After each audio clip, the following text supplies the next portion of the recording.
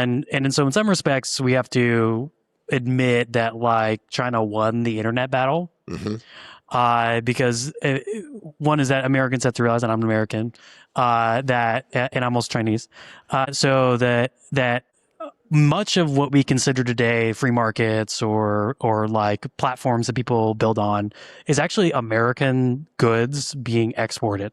And we don't view it that way. It's sort of like for example, the open oceans, right? So all of the laws that regulate the way we do free trade, it's because we have 11 different Navy fleets that sail around the world and says that this is open. So we deploy someone in the Strait of Malta. We deploy in the Mediterranean. We deploy in the Gulf region because we say this is open, right? So that there's not like this kind of secular free trade thing of like we just all agree. It's like, no, that's actually not how this works, right?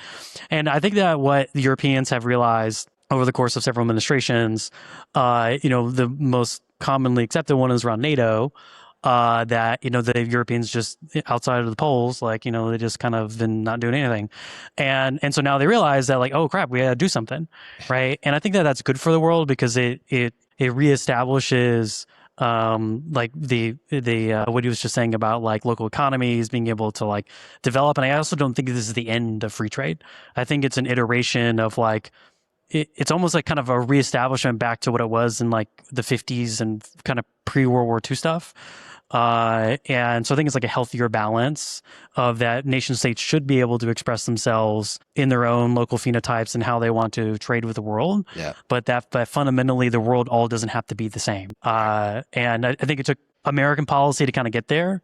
And I think they're doing it in ways that are helpful and doing it in ways that are not helpful. But I think everyone in this conference has to realize that GPUs are regulated in the US government as if it is a missile defense technology. Is it a missile? Can I put it on an F-35 jet and sell it to Germany and you can shoot it at somebody? No, right? But that's where it is. And once the governments decide that something is regulated that way, it generally doesn't go the other way. Yeah. So like governments have will that is exogenous to markets. It's a free agent actor in the market that is completely removed from market forces.